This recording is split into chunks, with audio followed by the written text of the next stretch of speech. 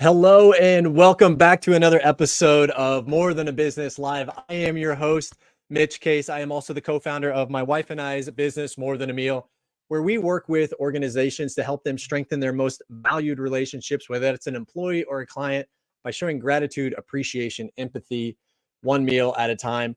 We are coming live to you again on Thursday at 3 p.m. Central Time. We come every single Thursday, and the whole purpose of this show is really to highlight individuals and organizations that are really leading the charge or go about business in a way that truly makes them more than a business, where their people really do come first, and in some situations, maybe even animals.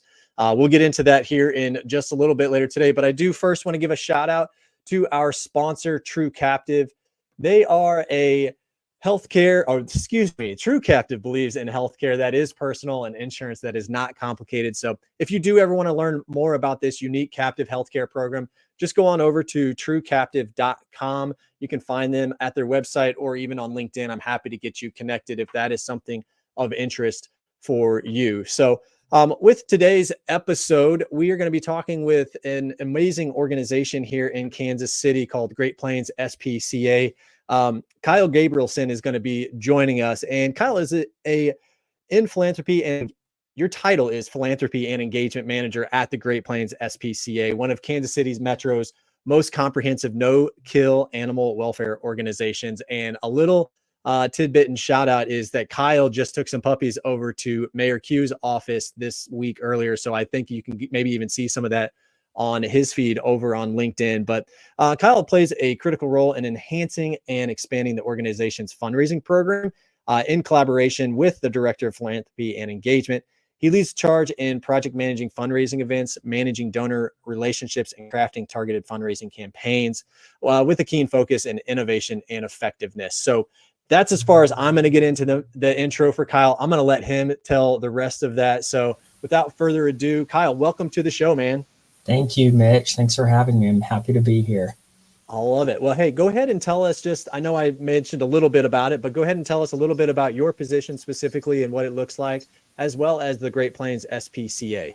Yeah, well, so as the Philanthropy and Engagement Manager, like you mentioned, I oversee a lot of our fundraising strategies, our individual donors, our corporate partners, and then our special events. So as a private admit shelter in the Kansas City Metro, we receive about 80% of our funding annually from donations. And like I said, those come from individuals, corporations, and these special events that we host. So we've got a lot of really exciting upcoming events that can help benefit the shelter. We service about 5,000 animals a year. That's cats, dogs, the occasional bunny.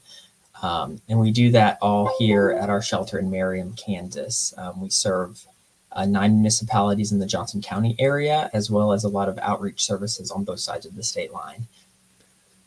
Wow. Yeah. I know that we were even kind of talking a little bit beforehand, just with the interactions that you have with animals and human beings, just in regards to the work that you do. So we'll definitely dive into that here in just a second. But before we do that, I do want to say, anybody that's tuning in live, shoot us a message in the comments. Let us know where you're tuning in from, both your city that you might be tuning in from, but also the platform. We don't always get to know exactly where you're tuning in from. So go ahead and shoot that in the comments.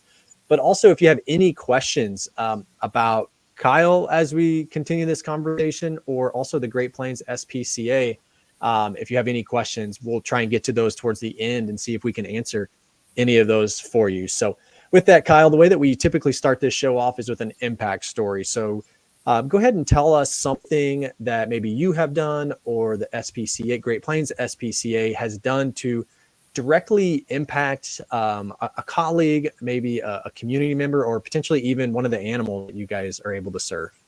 Yeah, absolutely. So we're really all about the human-animal connection here, and we really focus on matchmaking animals for people. And so one of our big impact stories, I like to talk about a dog named Max. Max came to us from a really scary situation. He was chained outside. So his field of view and his life was very limited, being on a heavy chain. And unfortunately, when he was tied up, he was attacked by another dog. And during the altercation, he lost his leg. And so what happened with Max is he came to us. We took his leg off, and then he was with us. So we knew from that point that his quality of life would be better not being on a chain and living outside. But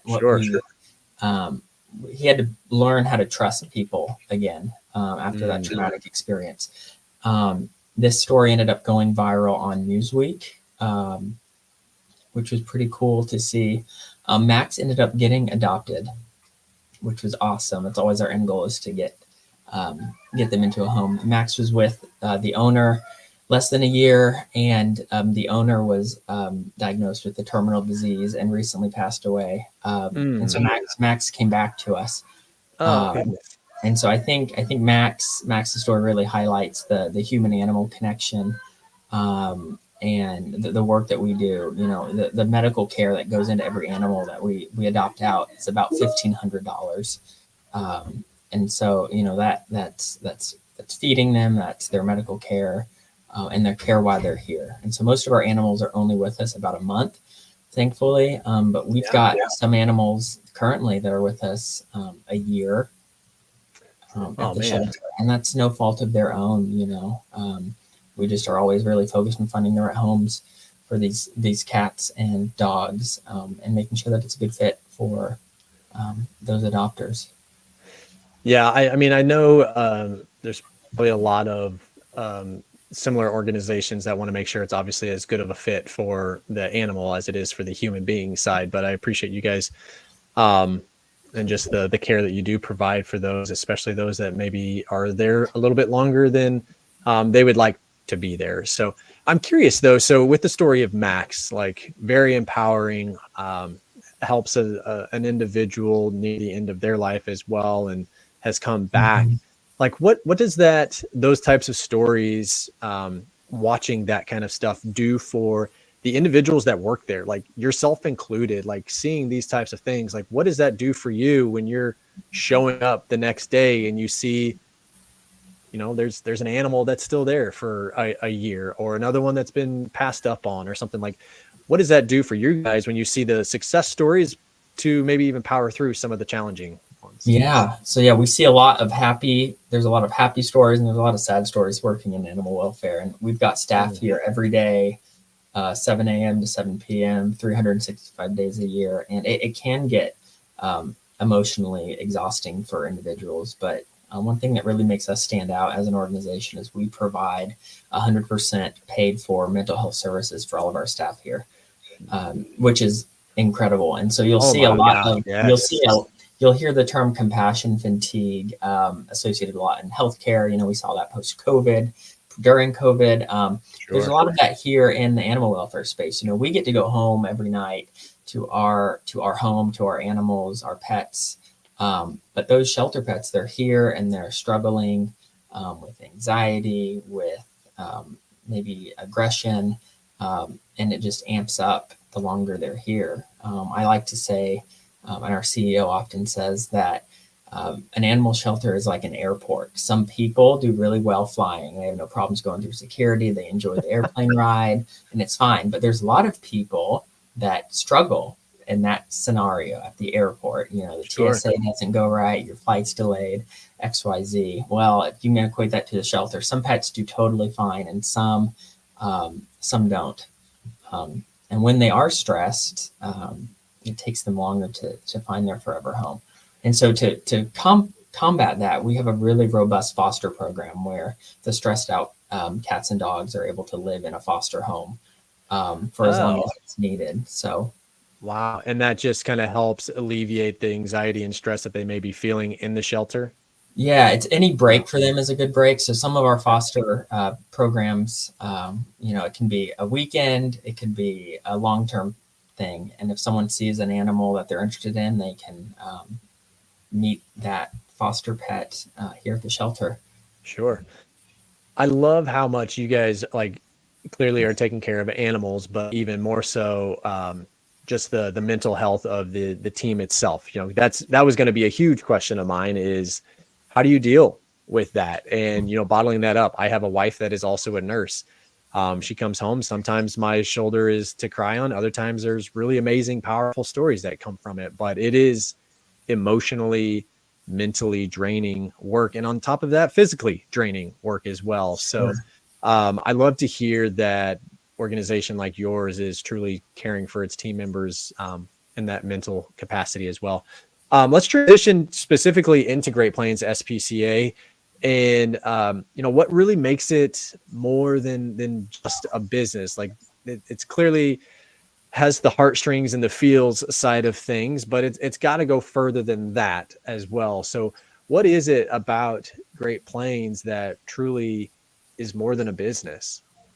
We're really in the field of helping animals find their forever home, and we do that through matchmaking and making sure that pets go into a great home for the rest of their lives. But like I mentioned, our paid mental health services for our staff, and we have about 50 staff full-time here, and about half of them have been on staff 5 years or longer, which is really a testament to the culture that we have here, and the culture we continue to build and grow on as an organization.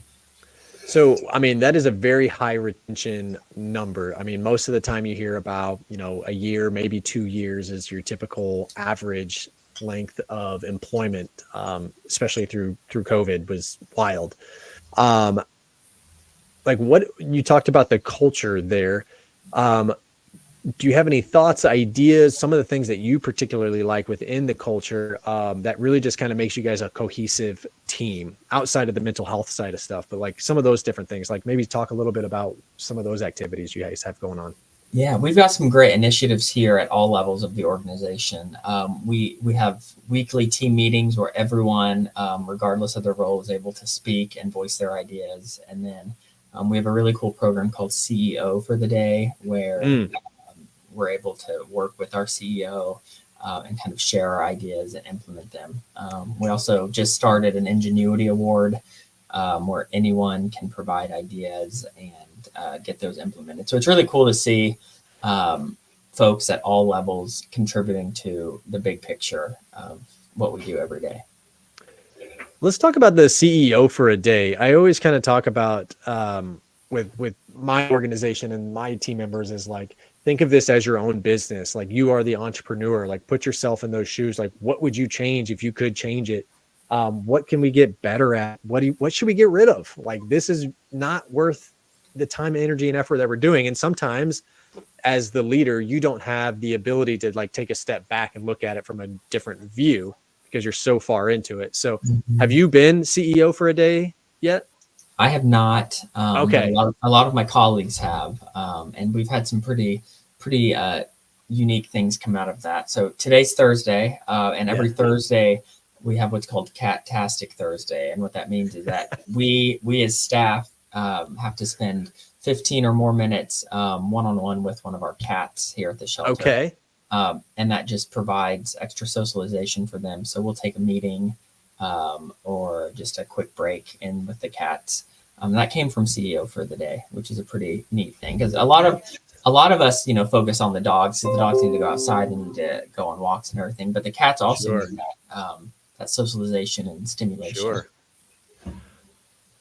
What has there been any sort of feedback on what that's actually doing for the team member itself versus just the cat and the socialization? Like that, it's not very often that somebody gets in a worse mood after they've sat and cuddled an animal for a little bit. So I'm curious, like what kind of motivation you see out of that? Like what kind of things have you heard from your team members or even yourself from having that mandatory cat? Well, I don't want to say it wrong because I go to catastrophe and that's not the right word. Cat-tastic. All right. It gets you up. It gets people, that have an office job, it gets them up out of their seat and to spend time with the animals. And that's really, our mission at the end of the day is to get everyone adopted. And so it's really cool to be able to interact with those pets and share, our interactions with how they do with us, if they're more sociable, if they're more, if they're just not as socialized. And so we work on that. We also we do 2 pack walks a week on Mondays and Fridays. And so that's a big group walk with our dogs. Wow. And so we do that. And so that's not only great team building for us, but it's good to see the dogs interact with other dogs and make sure that they're good and socialized.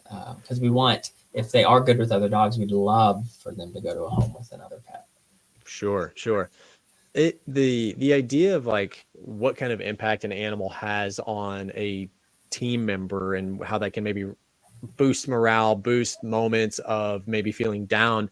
I mean, a lot of organizations are caring more for their team members' pets through insurance, and even some having office animals running around. I don't know what the answer is to this, but it's just very interesting to me that that can be a potential like perk or benefit within an organization to say, hey, look, we want you to spend some time, and hopefully I'm sure there's some allergies that have to be taken into account, but I can just see some interesting spaces, maybe with smaller organizations, where that family or that office pet that comes from one individual and comes to the office every day can really boost some fun morale, at least for a little bit, I would imagine. Absolutely. Yeah. So we also, every staff member here that has an office, we have a different dog or cat in our office every day. And so what that really does is helps get them out of the kennel, and it could emulate maybe someone who works from home. So I told you before we went live, my own cat is here today. Yeah. Hanging out with me. He's got a vet appointment, but he doesn't mind coming here. But yeah, we've got we're supposed to have 2 dogs in our office every day. So first half and second half. And that's just to see how they do. So we're able to provide feedback to our adoptions team to see, are they potty trained? Are they able to tell you when they need to go outside? Are they really hyper? Are they really chill? And that goes in with the matchmaking process. So when our adoptions counselors are meeting with a family, they can say, hey, I saw that Juliet is really good in an office. She is pretty chill and does great on the leash. Because we really, like I said, our goal is to get everyone adopted. And so we really do play a role in making sure that those notes go in our system so we can communicate that out to our adopters. Yeah, I want to lead the conversation in now towards the donor side, where you're very active in and putting on events and building that up. The donors are an extremely important part of the business. As you said, 80% does come from donations. So what do you see from your active donors for events to individuals? Like, what do you see that they get out of participating in a giving gesture in that way with the Great Plains SPCA?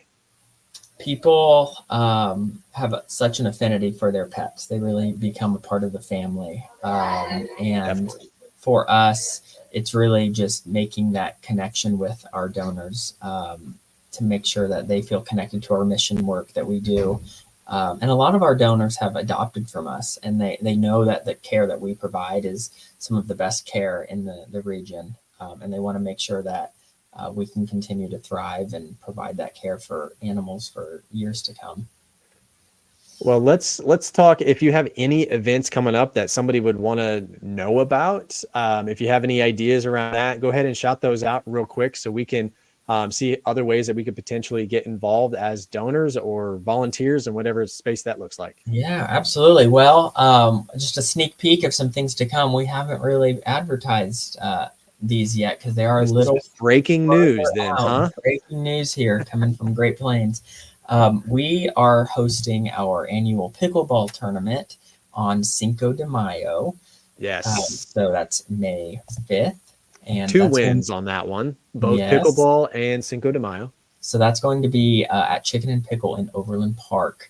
And there are individual teams that you can register for. There's also a great opportunity for a corporate sponsorship as well. We have a great corporate sponsorship program here where we welcome corporations of all sizes to get involved. We also have our annual sand volleyball tournament in August. I know that's a ways out, but it fills up quick. Same with pickleball. So listen, in our minds with that tease of the warm weather and then what's coming this weekend too, we're all just ready for winter to be over. So yes. I'm looking forward to that too. Yes. I also wanted to give a shout out. We are doing an event on St. Patrick's Day, March 17th, with a newer organization, new company in the area. It's called Foaling Warehouse. So it's like bowling and football. I just saw that. I'm very interested to hear more about that. Yeah, so they just opened up in November. We are very excited about that. It's really just kind of an open house for folks to try out this new sport, this new and emerging sport that's in the Kansas City area. Yeah. And meet us, meet the team, and learn about Great Plains. Sure. After this show, if you could put all of those links when they are available in the comments of this show, that way people can find that pretty easily. Be happy to make sure that people can get signed up for those and get those on their calendar here sooner rather than later. Absolutely. And these also will be on our Facebook page. We have a pretty robust Facebook page. It's just Great Plains SPCA, and then they can also be found on our website, greatplainspca.org. Beautiful, beautiful. Well, Kyle, let's talk about you specifically. This is one of the questions that I always really enjoy asking because, we aren't always going to be our best selves, but we still work in a place that maybe we are motivated. Maybe we do find that purpose. But what continues to have you wake up and show up every single day to not only serve the animals that you get to serve, not only serve the team members that you get to serve, and not even the donors that you get to serve, but what about you that continues to make you show up day in and day out to be able to be blessed to serve the people that you get to serve? I have said from day one, I think I've got the coolest job ever. The work that I get to do every day interacting with our donor base and our community as a whole is really cool. Everyone's got a passion for animals. I myself have 6. I've got 4 cats and 2 dogs. There you go. They are all rescues. So it's really cool to be able to share my story and my pets with the community and just bringing them back to the work that we do. It's very impactful, meaningful. Sometimes it's emotionally exhausting, but at the end of the day, we really get to see a lot of happy things here.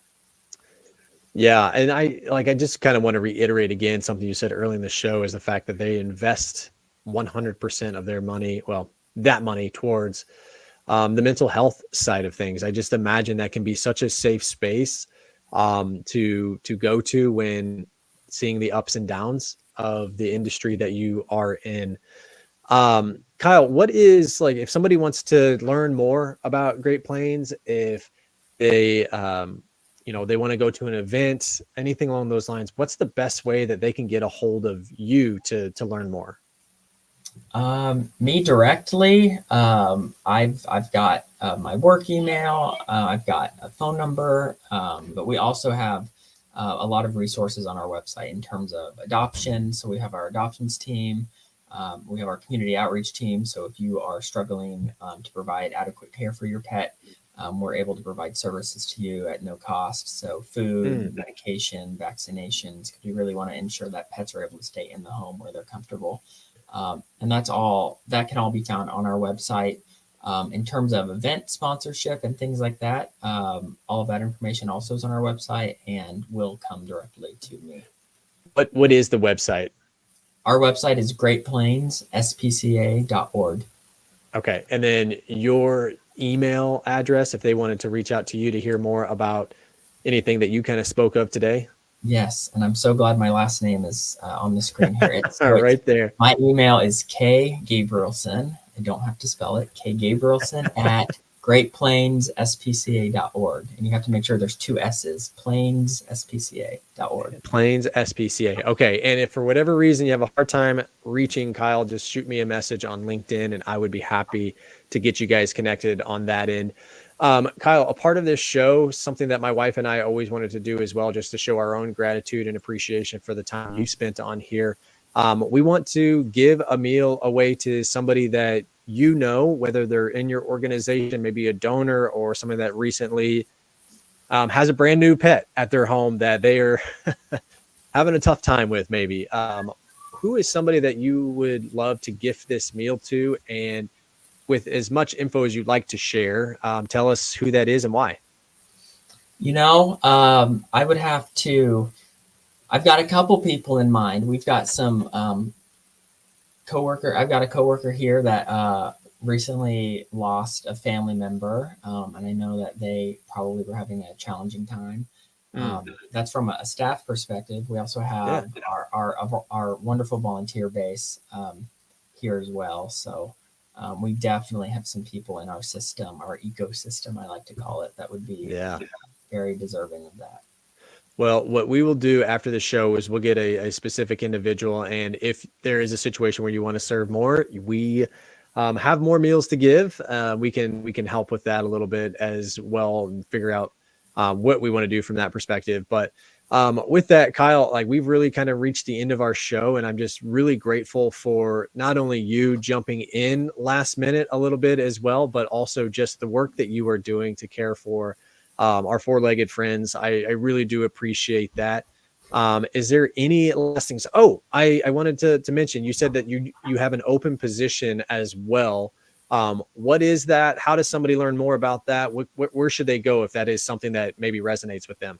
Yeah, so we're always hiring great, talented individuals here at Great Plains SPCA.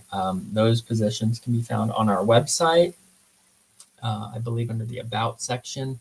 One of the positions we're hiring for is a major gifts officer, so someone who's got experience in the fundraising field, specifically soliciting for donations. Awesome. Well, if you can't find that, shoot me a message. I'd be happy to get you again contacted with Kyle, and you can potentially be a part of that team as well. So with that, Kyle, I really appreciate you coming on the show today. For everybody that has tuned in or will tune in, thank you so much for continuing to show up for this show. It does truly give me joy to highlight individuals like Kyle and the organizations that they serve. So I just wish you that you would continue to strengthen those relationships with those clients, those team members, those community members that are out there doing really, really amazing work in the work that they get to do. So with that, I will see you next Thursday at 3 p.m. Central Time. And until next time, have a wonderful rest of your week.